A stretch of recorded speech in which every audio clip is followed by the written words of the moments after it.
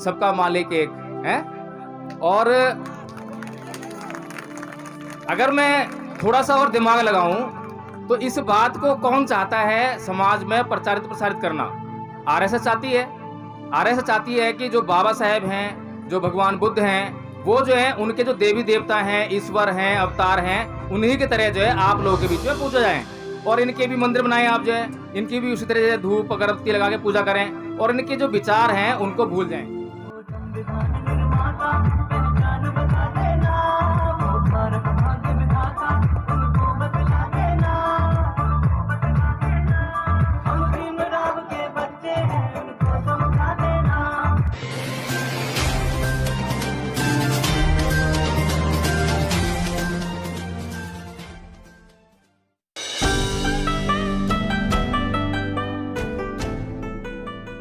सभी को जय भीम नमो बुद्धाय।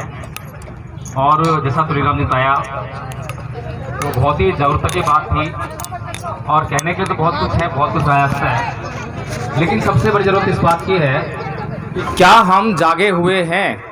अगर जागे हुए हैं तो जागरूकता की हमें पहचान भी होनी चाहिए कि जागरूक इंसान कैसा होता है।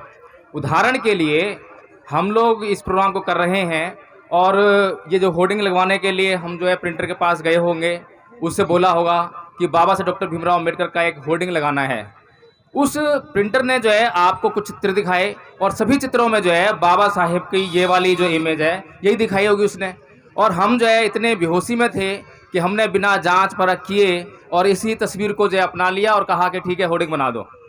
तो इस तस्वीर में क्या है और इसको तस्वीर में क्या होना चाहिए, आप सभी ने जो पार्लियामेंट में जो बाबा साहब डॉक्टर भीमराव अम्बेडकर की मूर्ति लगी है उसकी जो उंगली है, बाबा साहेब की जो उंगली है उस मूर्ति की जो है, तो उसका इशारा आपने देखा होगा किस तरफ है, सन से तरफ ऐसे है, वो ऐसे नहीं है। तो जो ये वाली जो तस्वीर है ये मुझे जहाँ तक ध्यान आता है कि इस तरह से इशारा करते जैसे कि सबका मालिक एक है। और अगर मैं थोड़ा सा और दिमाग लगाऊं तो इस बात को कौन चाहता है समाज में प्रसारित करना? आरएसएस चाहती है। आरएसएस चाहती है कि जो बाबा साहेब हैं, जो भगवान बुद्ध हैं, वो जो है उनके जो देवी देवता हैं, ईश्वर हैं, अवतार हैं, उन्हीं की तरह जो है आप लोगों के बीच में पूजा जाएं। और इनके भी मंदिर बनाएं, आप जो है इनकी भी उसी तरह से धूप अगरबत्ती लगा के पूजा करें और इनके जो विचार हैं उनको भूल जाएं, इनके विचारों तरफ आप न जाएं। तो हो सकता है कल को इस जो तस्वीर है इसकी उंगली में जो एक चक्र डाल दें, कुछ भी कर सकते हैं। तो आपको जो है पता नहीं किस तरीके से गुमराह करने के लिए हमारे जो विपरीत विचारधारा के लोग हैं निरंतर प्रयास कर रहे हैं, लेकिन हम इतनी बेहोशी में हैं कि उनके प्रयासों को जान नहीं पा रहे हैं। इसी तरह के बहुत सारे कारनामे हमारे बीच में आ रहे हैं और हम उनको सभी तभी जान पाएंगे जब हम परम पूज्य बाबा साहब डॉक्टर भीमराव अम्बेडकर के विचारों को पढ़ेंगे, जानेंगे। और भगवान बुद्ध की एक गाथा मैं आपके सामने कह देता हूँ, बहुत ही अच्छी गाथा है कि फंदनंग चपलंग चित्तंग दुरखंग दुनिवार्यंग उजुंग करोति मेधावी उसुकारो व तेजनंग।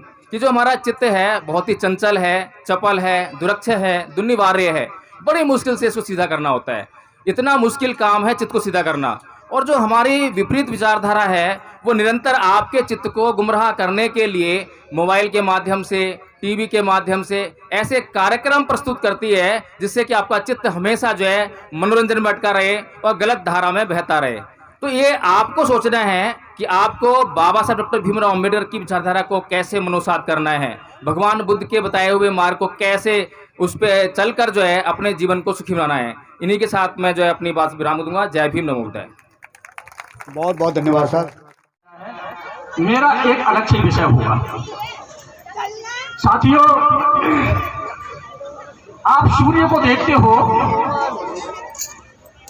अगर सूर्य की रोशनी अगर नहीं मिलती है तो हम जीवित नहीं रह पाएंगे। अगर सूर्य की रोशनी अगर नहीं मिलती है तो हम जीवित नहीं रह पाएंगे। तो बाबा साहब को क्या कहा है? बाबा साहब को जो अमेरिका के राष्ट्रपति थे ओबामा, उन्होंने कहा था कि अगर बाबा साहब मेरे यहाँ होते तो मैं उनको सूर्य की उपाधि देता। तो ये सूर्य का यही संदेश है कि सूर्य अगर उसकी लायक किरणें नहीं होती तो हम जीवित नहीं रहते। ऐसे ही बाबा साहब का संदेश है अगर बाबा साहब के विचारों को अगर आपने अपने विचारों में नहीं लिया तो हम जीवित नहीं रह पाएंगे। यह विज्ञान का संदेश है। अगर बाबा साहब के विचारों को आपने धारण नहीं किया तो हम जीवित किसी कारण से नहीं रह पाएंगे, हमारे सारे अधिकार चले जाएंगे। ये जो तथागत बुद्ध ने इस दुनिया के पहले वैज्ञानिक हैं, उन्होंने ये भी जो कुछ आप जो इस्तेमाल कर रहे हैं, ये जो मोबाइल है, ये जो मैं जिससे बात कर रहा हूँ, जितनी भी मीडिया है, जितना भारत के में इलेक्ट्रिक सिस्टम है, ये सब किसकी देन है? तथागत बुद्ध की। क्योंकि तथागत बुद्ध दुनिया के वैज्ञानिक हैं। ये फॉर्म से आप तलाक से फॉर्म करोगे और विदेश में आपकी बात हो जाएगी आपके बेटे से। तो साथियों, विज्ञान ने यह भी आपको बता दिया, आर्थर केक ने यह खोज कर दिया कि आपकी धड़कन कहाँ है। आर्थर केक ने यह साफ बता दिया कि आपकी धड़कन कहाँ है और कैसे है। आप इसीलिए एक्सरे दुनिया भर के आपके जो आपके टेस्ट होते हैं, उसमें कहीं भी कोई आत्मा नाम की वस्तु नहीं दिखाई देती है।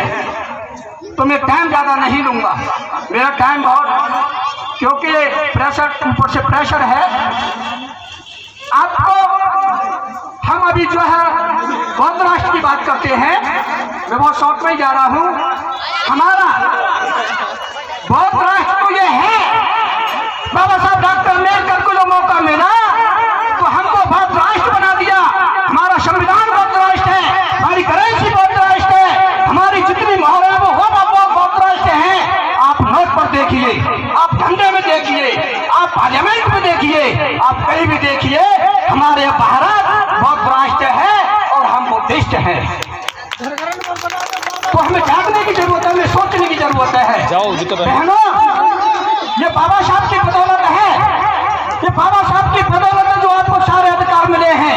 आपको कोई अधिकार नहीं था इस देश के अंदर। इस देश के अंदर महिलाओं को भूमि बताया था, यानी इस्तेमाल करो और फेंको, यूज एंड थ्रो।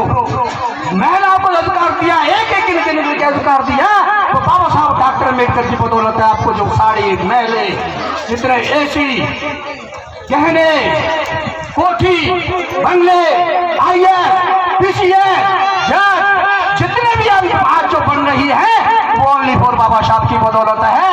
आप कोई नहीं, भारत की जितनी भी महिलाएं हैं, चाहे वो किसी भी समाज में है, वो बाबा साहब की बदौलत है।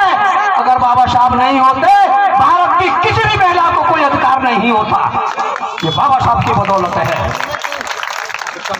तो इसलिए मैं आपको, और दूसरा मैं आपको एक, वैसे मैं आगे नहीं ले जाना चाहता हूं, मैं अपनी इन्हीं शब्दों के साथ वाणी को विराम देता हूं।